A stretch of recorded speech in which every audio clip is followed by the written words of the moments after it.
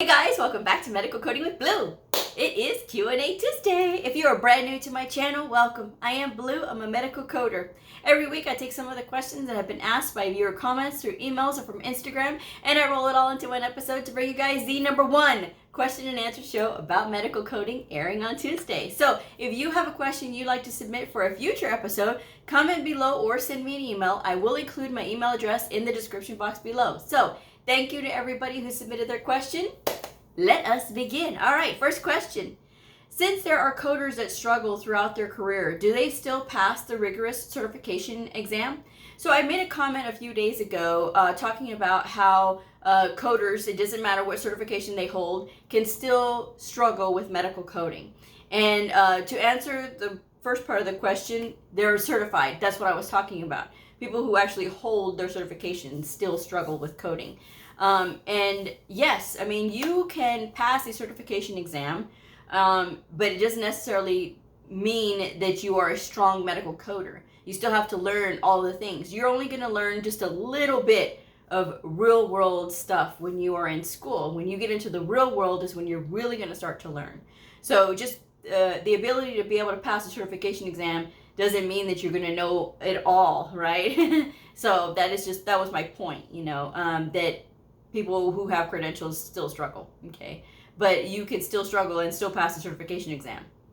I'm just saying. All right, next question. Any advice for someone wanting to start in medical records? Apply. That's my advice. There's not really a whole lot I can say with medical records. Medical records will get you around the people that you should be around in that department, as far as like trying to make some connections. A lot of people have started their medical coding careers in medical records, and that's how they made their connections. They met the people, and then they knew that they were certified as a medical coder, and they went on from there. So that is how some people get their foot in the door, is by starting in medical records. But the only thing I can say is if you're wanting to start, apply. Next question. Question I have is going for my credential. I really want to be set and not have to keep going back and forth taking a test because it's so much money out of pocket. So I was thinking of getting my CPC, but now I see even greater benefits with the COC, the Certified Outpatient Coder. And that's with AAPC. What is your suggestion regarding which one to be set? Or should I just get my CPC and then get my COC afterwards? All right, guys. I always say things like this when it comes to getting these other specialty type credentials, the COC and things like that. A lot of people are asking for the CPC. Okay, when it comes to what credentials employers are asking for, they're asking for the CCS, that is with the HEMA. They're asking for the CCSP, also with the HEMA, the CCA, also with the HEMA, and the CPC with AAPC. So those are the 4 main ones that they're asking for, aside from the degrees, right?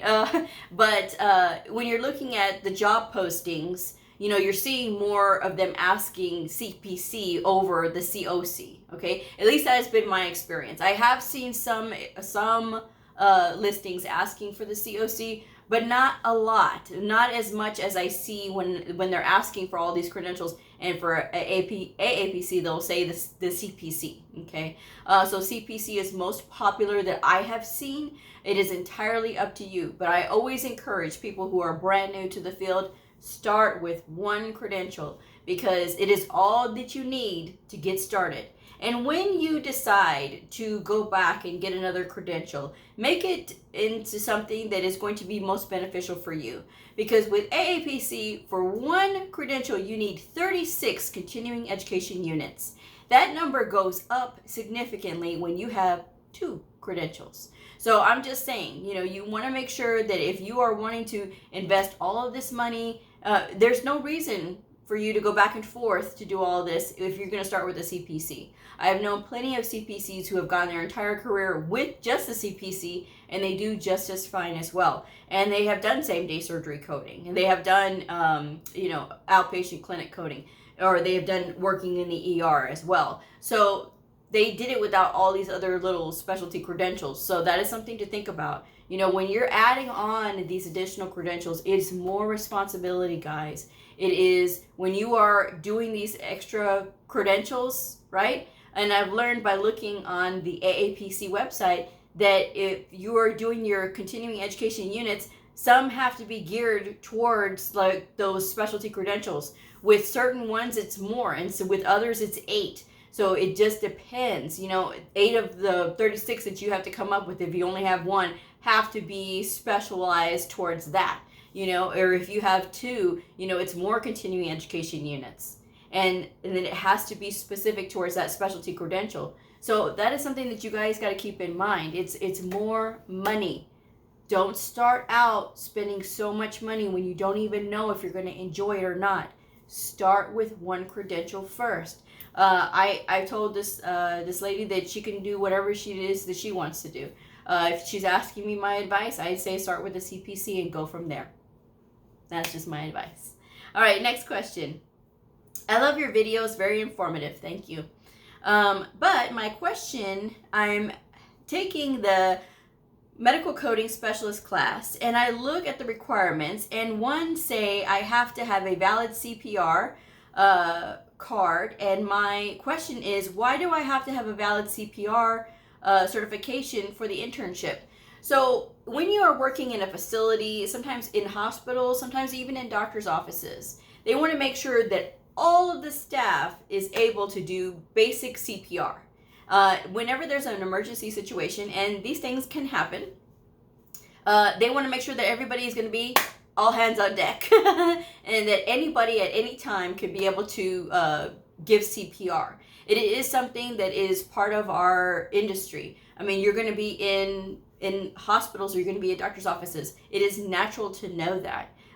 It is very good. I've seen some places that do require it. It's good for you to have. It's good for you to be able to know how to save somebody's life and do CPR when it is an emergency situation. There are things that medical coders are called to do, like above and beyond the call of duty. So aside from having a CPR card, for me at my facility, if there's like a disaster or something, like there's like a major disaster or something, and everybody has to be at the hospital, we have to help do the paperwork, right, for the patients that are coming in. So even though we're not administrative that way, we're with the coding side of the house, we are still responsible, because that is the policy of my facility, is that the medical coders are responsible for the paperwork and getting the information from the patients that are part of a disaster or something. So that is part of our job description, that we have to do that. And it's something that is important, because when there's something that happens, it's good to know that this group of people is trained to be able to get information from people who are, coming out of a disaster, and it's very important. I've been through many trainings for it. I have also been through training for CPR. I need to get my CPR again. I haven't gotten it in quite a while, but I mean, it's good to have. And just knowing those things and having those skills, to me, it makes me feel more comforted, because I know that at any moment, if something, heaven forbid, was to happen, I would be prepared. And that is the best thing that you can do when you are working in a facility, is to be prepared. And CPR is not hard. When you're working with a dummy, though, that is like, you do work up a sweat with a dummy. I've had to do that quite a few times. But it is good to know, and it's good to have, to know that information. And it's really easy to get. It's not hard. So it's just something that if they're requiring it, it's good for you to have. And there's also the other things too. When it comes to being a coder, it's kind of weird, the things that they ask us sometimes, right? In some facilities, in some hospitals that you work at, right, they will have a no tobacco use policy. And you cannot use tobacco at all. No tobacco products. Or if you are, they will put you on a cessation program, and then you can, to try to help you get off of using any kind of tobacco. But, that is something that they do, because it is their policy. If they're going to pay to take care of you, they want you to be as healthy as possible. And that is the policy at some facilities. And so on my facility, it's not that stringent, but we do have a no tobacco use on campus policy. So if you do like dip, or if you have cigarettes or whatever, you can't do that. on any of the hospital grounds. So that is part of the policy. So every facility has different little things, but it's supposed to be designed to help you be prepared or help you to be more healthy. So, that is something that you should think about, and then sometimes they do have like immunizations that are required for working in the facility. So another thing to think about. Not all facilities have requirements, but some do. So another thing that when you are applying, to ask if you are, extra sensitive or things like that, or you have a condition already, that is something that you need to let them know up front. Okay. Next question. What are good jobs for someone who is in school currently studying for medical coding? You can apply to be a biller because you don't have to be certified to be a medical biller. You can apply for risk adjustment because you don't have to be certified to be a risk adjustment coder either. Sometimes they will ask, and most times they won't ask you to be certified. You don't even have to have a medical coding credential, which is shocking because of the amount of knowledge that you need to be able to do risk adjustment coding, but who am I, and then there's prior authorizations, which is another really good position that is going to get you experience working with diagnosis codes and procedure codes. So, those are the three that I recommend, and then of course you can always apply with medical records. There's no certification needed for that. Okay. Next question. I have a disability that would make it basically impossible for me to work into a work building. Would coding not be for me? Will I never be able to get a remote job with no experience? So the pandemic has changed things in the world, right? And because of this, a lot of brand new medical coders who have had no experience were able to get hired, and they work from home. Some started immediately. They went and picked up their computer and started at home. Others were trained at the facility for a while, and then they got sent home. And now some are, doing a split schedule where they're working some days at home and then they're working some days at the facility. So it really all depends on the facility and their ability to be able to accommodate your request. Different facilities have different needs, and they're going to require their coders to be on site. If you are brand new and you have no experience, it is really difficult if you are not around other people who are coders, because you're going to have questions. There's no doubt you're going to have questions. And I'm not trying to discourage anybody. If you're in this situation where you have a disability and it is difficult for you, don't give up, because there's plenty of people who have disabilities who do medical coding all the time. And so, but it really all depends, and you're going to have to do your homework when it comes to, knowing which facility is going to ask you for what, So that is something to think about. But yes, that's one thing that the pandemic did do is open the doors for a lot of brand new people who didn't have experience to work at home, because typically it would be 3 to 5 years experience that you would need before you get to work at home. So that's my answer on that one. And then the next one is, how often do you reply to emails? I replied through email already. So this viewer had sent me a message, and then I had messaged them back to email me, and then I hadn't gotten back to them, in a couple of days. Well, maybe been 3 days. I'm not sure. Guys, I got a full schedule right now, and there's a lot going on that I'm not talking about on the channel. Okay, that's number one. Okay, number two, I have a full-time job. I work 40 hours a week. Okay, that's number one. Number two, I got not one, but 2 channels. I have YouTube and I got Patreon. Patreon, if you don't know, is a lot like YouTube, but it's with Patreon, you pay to support the creator, which would be me, and it's just based on people's pledges, whatever they pledge for the month, and so that is totally fine. And I do lots of coding exercises there. I talk about myself personally on that channel. There's a lot of things that I talk about on that channel that I don't bring here to YouTube. And a lot of my Patreon folks will find out things first before my YouTube audience, because I think that they're paid to support me. They deserve it first. So, those are some of the benefits of being on Patreon. And of course, there's no commercials. So if you are not happy with commercials, There are no commercials on Patreon. But those things take time. Not only that, I do tutoring and professional coaching as well. So I don't always have time to get to emails right away. I do my best, though, to comment as soon as possible, or to comment just as quick as I can to an email or something like that. If I've missed your email, I apologize. I try not to do that. But there are sometimes emails do slip through the cracks. I don't have a personal assistant. This is all on me. So between what I've got going on my own, right?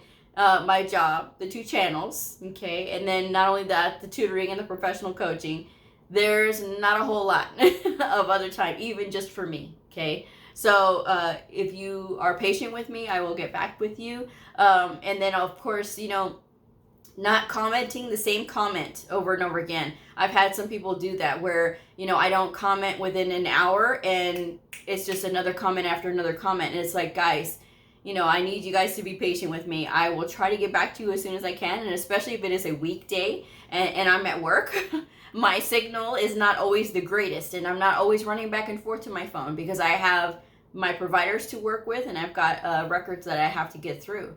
So there's a lot of times when I'm not able to respond right away.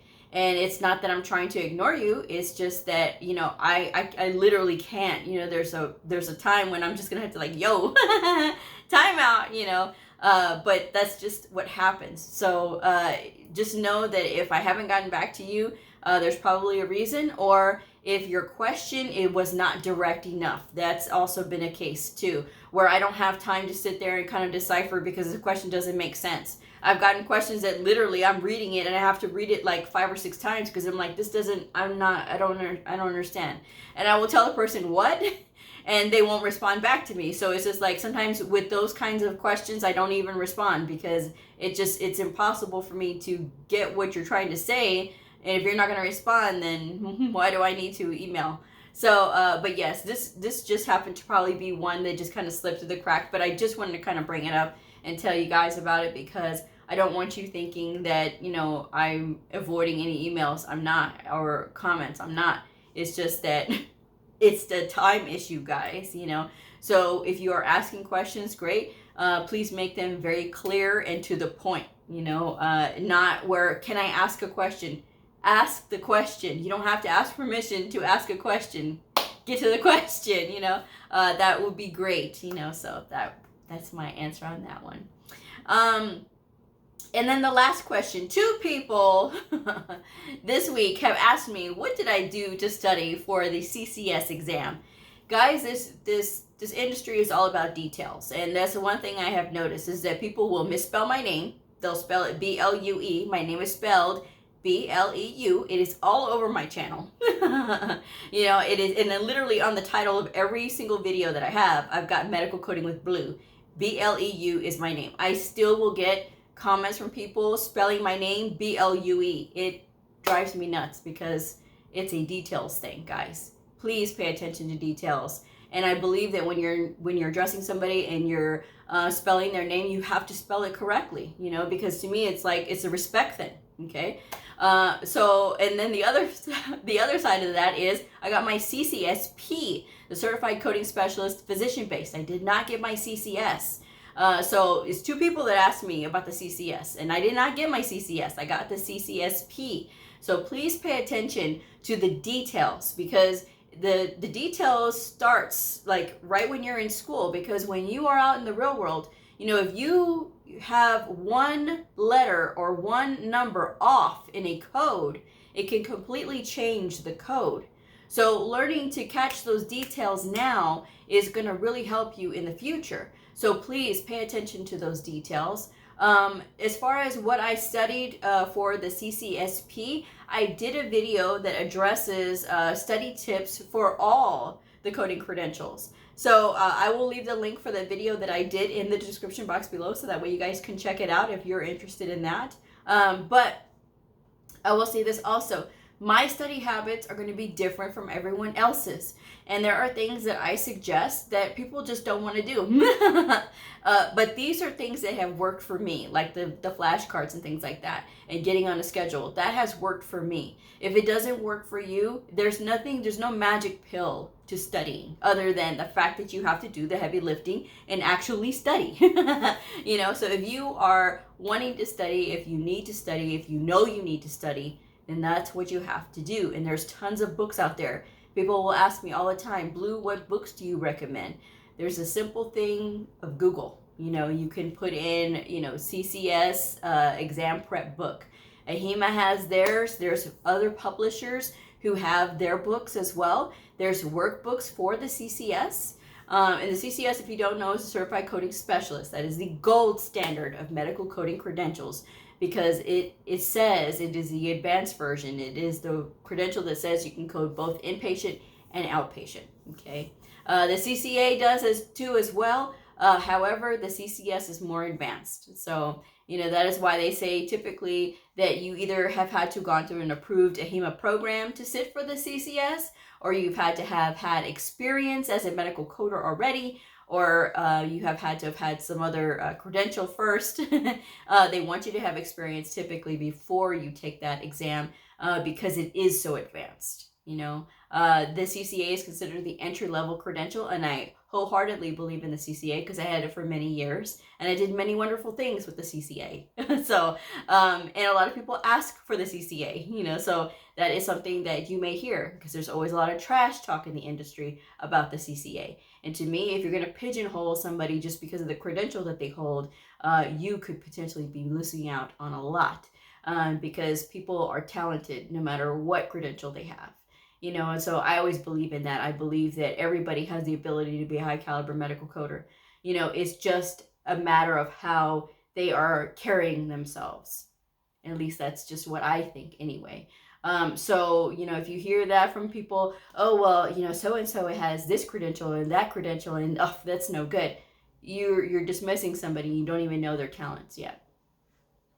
So, but that is just my thoughts on the situation. So, but yes, there's plenty of resources out there to study for those exams.